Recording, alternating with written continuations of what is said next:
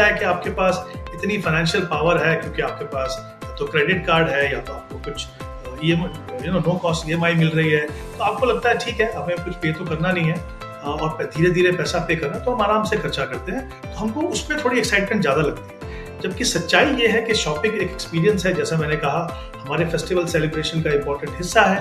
उतनी ही एक्साइटिंग हो सकती है, उतना ही मजा शॉपिंग में आएगा अगर आप उसको प्लान करेंगे। सभी को नमस्कार, मैं अवनी राजा और आप देख रहे हैं इन्वेस्ट स्मार्ट, एक ऐसा शो जहां हम आपके पैसे, आपकी बचत और आपके निवेश से संबंधित सभी चीजों के बारे में बात करते हैं।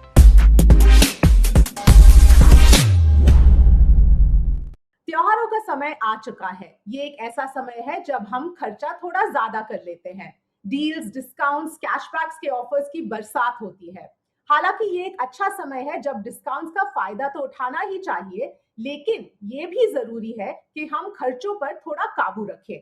इस पर और चर्चा करने के लिए हमारे साथ हेमंत रुस्तगी जी है। हेमंत जी, हमारे साथ जुड़ने के लिए धन्यवाद। सबसे पहले तो मैं आपसे ये पूछना चाहूंगी कि त्योहारों का समय है, ज्यादा शॉपिंग तो हो ही जाती है, लेकिन फिर भी आप जितना अफोर्ड कर सकते हैं उतना ध्यान में तो रखना चाहिए।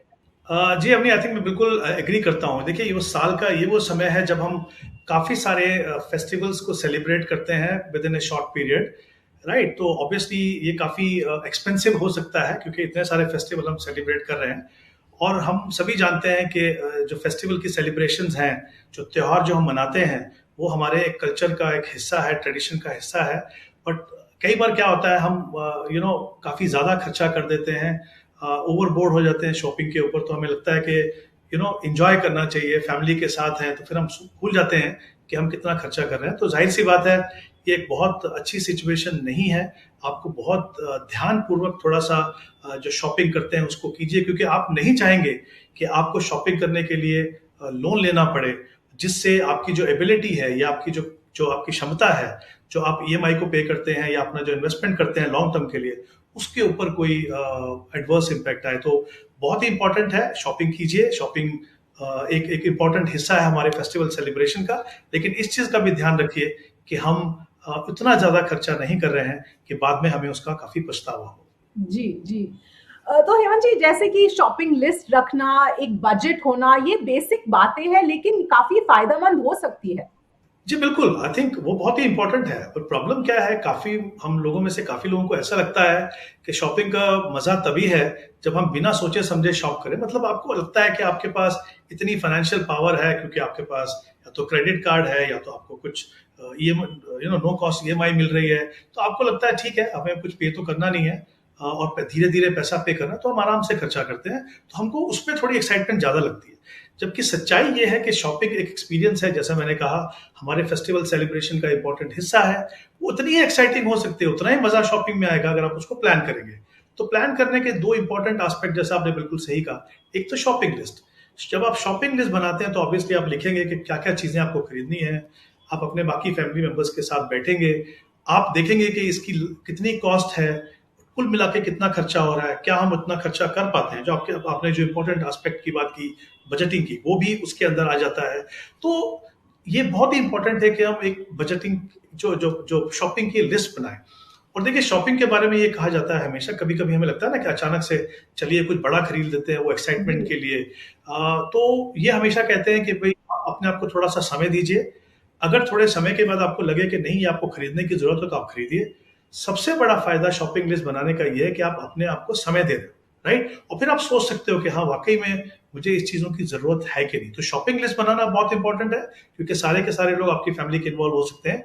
दूसरी बात, क्योंकि आपको पता है कितना खर्चा करना है, तो कहीं ना कहीं आपकी नजर आपके बजट के ऊपर भी होती है। तो जो हमने स्टार्टिंग में बात की कि ये सिचुएशन ऐसी ना हो कि आपको लोन लेना पड़े, उसको अवॉइड करने के लिए मुझे लगता है ये दोनों इंपॉर्टेंट एस्पेक्ट है और दोनों के ऊपर सभी को ध्यान देने की जरूरत है। जी जी बिल्कुल। एक और बात जो मैं उठाना चाहती थी वो है कि ये जो इंटरेस्ट फ्री ईएमआई का ट्रेंड चल रहा है, बहुत सारे लोग इसके लिए ऑप्ट कर रहे हैं, लेकिन on the face of it ज्यादा इस पे मतलब ऐसा नहीं लगता है कि इसमें कुछ नुकसान है, बट इसमें क्या रिस्क हो सकते हैं?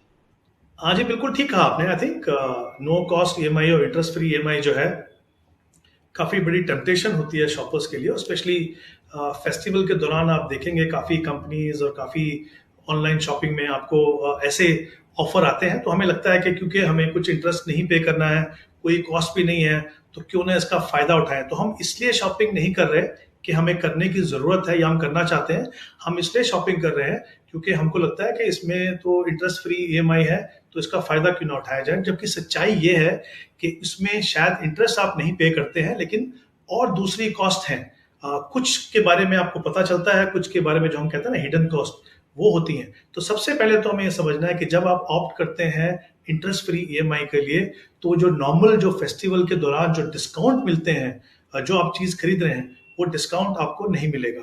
तो वो एक बड़ा रकम हो सकती है। दूसरी बात, प्रोसेसिंग चार्ज बैंक आपको चार्ज करेगा। तीसरी बात, आप इंटरेस्ट नहीं पे कर रहे, लेकिन बैंक को जो है इंटरेस्ट कंपोनेंट के ऊपर जीएसटी पे करना, वो अल्टीमेटली वो आपकी स्टेटमेंट में आपको दिखेगा, आपको वो पे करना है। तो वो भी एक कॉस्ट है, 18% जीएसटी ऑन इंटरेस्ट कॉस्ट, वो भी आपको देखना है। और चौथी सबसे इंपॉर्टेंट चीज ये है कि अगर आपने बिना सोचे समझे सिर्फ फायदा उठाने के लिए इस ईएमआई का आपने अगर कुछ अमाउंट लिया, आपने कुछ शॉपिंग कर ली, तो फिर आपको अगर आप उसको रीपे नहीं कर पाएंगे, तो एक तो आपको पेनल्टी लगेगी, यानी जो आपने ईएमआई पे नहीं की उसके ऊपर 1 या 2% की पेनल्टी है, जो आपको अगले महीने में देनी है। लेकिन उसके साथ में आप ध्यान रखिए कि अगर आप ये रेगुलरली करते हैं और अगर आपकी आपको प्रॉब्लम हो रही है इसको रीपे करने में, तो ये आपके जो क्रेडिट स्कोर है उसको खराब करेगा, और वो आपके लिए काफी महंगा पड़ सकता है फ्यूचर में। कि अगर मान लीजिए आपको घर के लिए कभी लोन लेना है, राइट, आप जब बैंक के पास जाएंगे तो आपका क्रेडिट स्कोर खराब होगा, या तो आपको लोन नहीं मिलेगा, और अगर मिलेगा तो कम मिलेगा, और वो भी हायर इंटरेस्ट पे मिलेगा। तो कुछ गलतियां जो इस समय पे हम कर सकते हैं, बिकॉज हमको लगता है कि ये हमें कर लेना चाहिए और हम एंजॉय करना चाहते हैं, ये बाद में आपके लिए थोड़ी बड़ी मुसीबतें बन सकती हैं। तो मुझे लगता है बहुत ध्यान से, एक तो ये कि ये कोई नो कॉस्ट ईएमआई नहीं है, एक्चुअली में इसमें कॉस्ट है। दूसरा, ये मेजर अट्रैक्शन नहीं होना चाहिए आपके लिए शॉपिंग करने का, क्योंकि अगर बाद में वो आपके फाइनेंशियल फ्यूचर के लिए नुकसानदायक हो सकता है। जी जी। और दूसरी बात इससे ही रिलेटेड जो है कि अगर आपने ऐसी ईएमआई क्रेडिट कार्ड पे ली, तो इससे भी बहुत नुकसान हो सकता है अगर आपने रीपे टाइम पे नहीं किया। जी, आपने बिल्कुल ठीक कहा। आपने देखिए, क्रेडिट कार्ड ईएमआई भी एक ऐसा ही सोर्स है जहां आपको लगता है कि आसानी से हमको पैसा मिल रहा है, राइट, तो हम पे कर देंगे। लेकिन आप ये मत भूलिए कि उसको आपको रीपे करना है, वहां पे रेट ऑफ इंटरेस्ट भी हायर है। और जैसा मैंने पहले कहा कि अगर आप वो पे नहीं कर पाएंगे समय पे, तो उससे आपको क्रेडिट स्कोर को नुकसान पहुंचेगा, जो आपके लिए बहुत महंगा सिद्ध हो सकता है फ्यूचर में। तो बहुत ध्यान रखिए, चाहे वो क्रेडिट कार्ड ईएमआई हो या नो कॉस्ट ईएमआई हो, कोशिश कीजिए, जैसा हमने शुरुआत में भी कहा, कि आप विद इन बजट खर्चा करें, ताकि ऐसी सिचुएशन ही ना बने कि आपको उसके लिए लोन लेना पड़े। जी। और हेमंत जी, इस साल के लिए तो अब लेट हो चुका है, लेकिन अगले साल के लिए अगर आप अभी से प्लानिंग करें कि शॉपिंग के लिए आपको कितना बचाना है, कितनी प्लानिंग करनी है, तो अगले साल की शॉपिंग जो है उससे आपका ज्यादा अच्छा एक्सपीरियंस रहेगा। जी बिल्कुल, जैसा मैंने पहले भी कहा कि जब आप प्लान्ड शॉपिंग करते हैं तभी उसमें उतना ही मजा आता है जितना अनप्लान में आता है। फर्क इतना है कि देखिए, हम अगले साल की बात कर रहे हैं, तो ऑब्वियसली 1 साल का समय है, और जैसा हमने पहले भी बात की कि ये फेस्टिवल्स हमें पता है कब आते हैं और हमें पता है कि हमको किस तरह की शॉपिंग करनी है, तो हम डेफिनेटली प्लान कर सकते हैं। देखिए, सबसे अच्छी बात क्या है कि हम देख रहे हैं कि ज्यादा से ज्यादा इन्वेस्टर्स जो है अभी वो एक गोल बेस्ड इन्वेस्टमेंट प्रोसेस को फॉलो कर रहे हैं, यानी वो अपने गोल्स को डिफाइन करते हैं। वो शॉर्ट टर्म गोल हो गए, मीडियम टर्म गोल और लॉन्ग टर्म गोल। जब आप प्लान करके डिसिप्लिन तरीके से इन्वेस्ट करने के बाद अगर आप एक घर के लिए बड़ा कॉर्पस बना सकते हो, बच्चों के एजुकेशन के लिए बना सकते हो, और अपने रिटायरमेंट के लिए बना सकते हो, तो कोई कारण नहीं है कि आप शॉपिंग के लिए जो पैसा आपको चाहिए वो उसके लिए आप उतना कॉर्पस ना क्रिएट कर सको। जरूरत है इसको अपने ओवरऑल इन्वेस्टमेंट प्रोसेस का हिस्सा बनाना।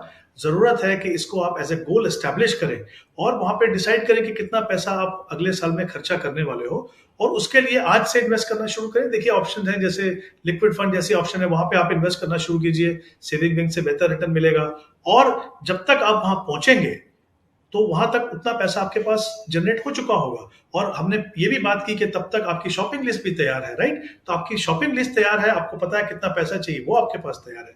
तो शॉपिंग एक बहुत अच्छा एक्सपीरियंस हो सकता है, और जो खुशियां आपको फेस्टिवल के टाइम मिलनी चाहिए वो मिलेंगी, और इसके लिए आपको बाद में जाके पछतावा नहीं होगा। तो बहुत ही इंपॉर्टेंट है, प्लान कीजिए, शॉपिंग लिस्ट बनाइए, विद इन बजट खर्चा कीजिए, और अपनी शॉपिंग को एंजॉय कीजिए। बिल्कुल हेमंत जी, इसी के साथ शो यहीं पर समाप्त करते हैं। हमारे दर्शकों के लिए आज के लिए बस इतना ही, मिलेंगे अगले हफ्ते।